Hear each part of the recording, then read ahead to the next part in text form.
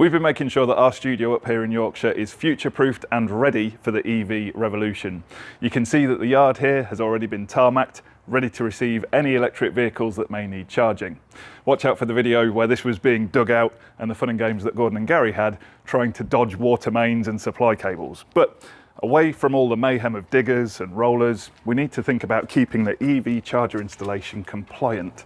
There's a lot of specific dangers relating to the installation and use of EV charge points, and this product here from Matty can be absolutely critical in keeping you compliant with the regs.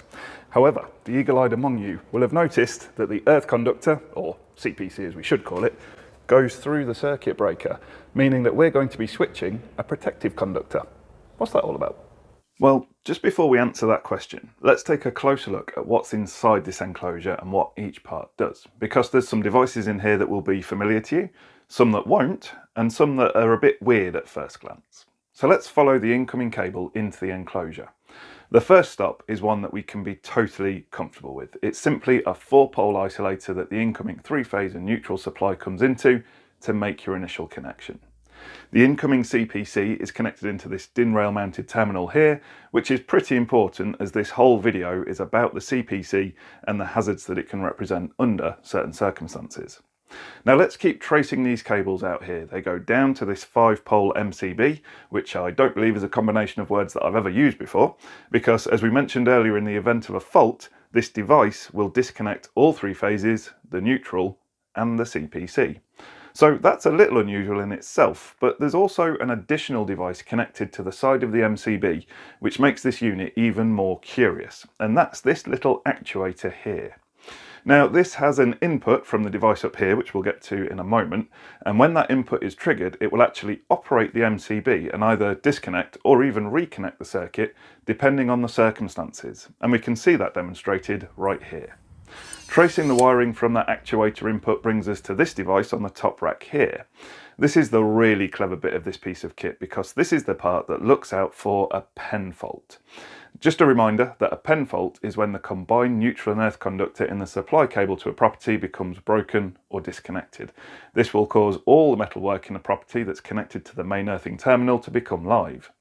Inside a property, this is not great, but as long as the installation has been done properly, all the exposed and extraneous conductive parts have become live at the same potential, making it very difficult to get a shock between them, and also, as you're inside, it's unlikely you'll make good contact with the literal earth, so the shock risk is minimised.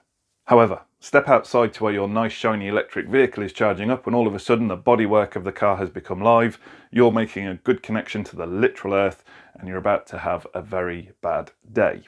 So to avoid people getting shocks under these circumstances, we need to make sure that our EV charge point installation is done in line with regulation 722.411.4.1 of BS 7671.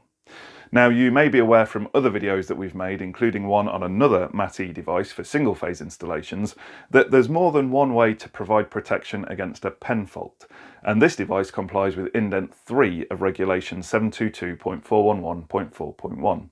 Let's recap on what that says.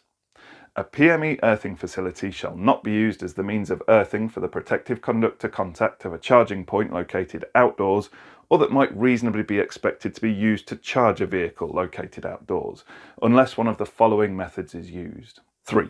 Protection against electric shock is provided by a device which electrically disconnects the vehicle from the live conductors of the supply and from protective earth in accordance with regulation 543.3.3.101 indent 2 within 5 seconds in the event of the voltage between the circuit protective conductor and earth exceeding 70 volts RMS due to an open circuit fault in the pen conductor of the low voltage network. The device need not operate if the voltage exceeds 70 volts RMS for less than 4 seconds. The device shall provide isolation and be selected in accordance with table 537.4. Closing or resetting of the device shall be possible only if the voltage between the circuit protective conductor and earth does not exceed 70 volts RMS. Equivalent means of functionality could be included within the charging equipment. Note 4, Annex 722 item A722.4 gives guidance on indent 3. So that's a bit of a mouthful, so let's break it down. First of all, we've spotted the reason why we've got a 5-pole circuit breaker in the enclosure. The opening part of the regulation states that the protection must disconnect all the live conductors which in the regs includes the neutral, and it must also disconnect the protective earth. Now that makes sense, doesn't it? Because it's that conductor that's now become live with a pen fault and created the hazard. So, mystery solved. However, it's really important when we read regulations that we understand the specific words that are used. So for example, at this point, did you notice the earth in protective earth is lowercase, and later on when it states that disconnection must occur when 70 volts appears between the CPC and earth, the E in that earth is capitalised, which in the regs means that it's referring to the literal planet Earth that we walk around on. Which brings us to our next question. How does this device measure between the CPC coming into the circuit and the literal Earth that we walk around on, as it has no reference to this? Well, the end of the regulation there gives us a hint by referring us to Annex 722 and item A722.4, which tells us Regulation 722.411.4.1 indent 3 describes a device that measures the voltage between the circuit protective conductor of the electric vehicle charging equipment and earth. During a pen failure in the supply network, the neutral of a TNCS supply is no longer considered to be reliably connected to earth, and a device that measures the voltages between the following points will fail to provide equivalent safety to the device described in 722.411.4.1 indent 3. 1. The circuit protective conductor and neutral. 2. The circuit protective conductor and the consumer's main earthing terminal. Suitable arrangements include measurement of the voltage between either A, the circuit protective conductor and a suitable measurement earth electrode, or, and this is where the open technology from MATI comes into effect, B, the circuit protective conductor and a reference point derived from the line conductors of a three-phase system, provided that suitable precautions are also taken to disconnect the device when the supply to one or more line conductors is interrupted. So, this device here joins the three line conductors electronically, which creates a star point, giving a voltage of 0 volts. This then effectively works as an almost perfect earth reference point. This technology is now patented in 5 different countries, including the UK. It's a bit like having an earth reference electrode that isn't affected by changes in the seasons or moisture in the soil. Then, when a pen fault has occurred, it will open these 2 little relay switches at the top, which triggers the actuator on the MCB to operate and disconnects the supply, keeping the user of the connected EV charge point safe during a pen fault. It's a really clever way of keeping installations safe and solves a problem currently in place for BS 7671, which doesn't allow for indent 4 of the regulation we just looked at to be used for installations with a 3-phase supply. But did you notice at the end of the sentence in part B of A722.4, where it said that suitable precautions also needed to be taken to disconnect the device when the supply to one or more line conductors is interrupted? Well, that's also catered for by the last element in this enclosure, and that is this test switch here. It looks a bit like an interlocking door isolator for a control panel, but it's just a rotary switch, and if you look carefully, you can see that the black line conductor is wired through it on the way to the bottom of the pen fault monitor. When you operate the switch, it disconnects the black line conductor and the device will trigger the actuator, again disconnecting the 5-pole MCB.